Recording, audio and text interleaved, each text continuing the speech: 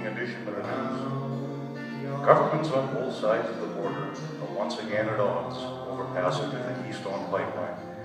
Critics point to recent environmental disasters and seem unwilling to sign off, whereas supporters warn of lost jobs should the bill not pass.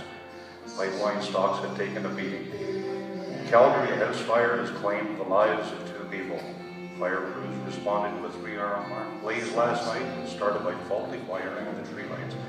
A surviving child was taken in by neighbors. In the Philippines, the death toll from Typhoon Heron has climbed to 5,000, with another 5,000 people still unaccounted for. In Edmonton, a young man was stabbed outside a bar after an altercation with 3 other patrons. He died at the scene, and his name has not been released pending notification of next of kin.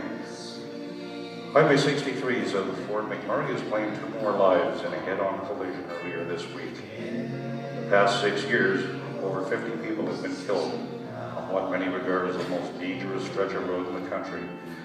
And in other news, RCMP continue their investigation into Senate wrongdoings. Additional documents seized by police support the growing suspicion that misrepresentation of public funds is more widespread than initially reported. A driver was stopped on Highway 2 north of Red Deer after being observed by highway patrollers traveling erratically at a high rate of speed.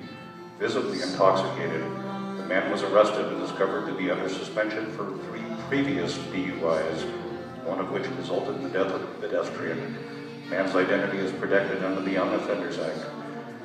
Another Canadian soldier has died at his home in Valcartier, Quebec, and military police are investigating. This marks the 4th death of a Canadian soldier in the past month. And finally, Christmas at home will be delayed this year for many High River families still living in temporary housing after the June floods.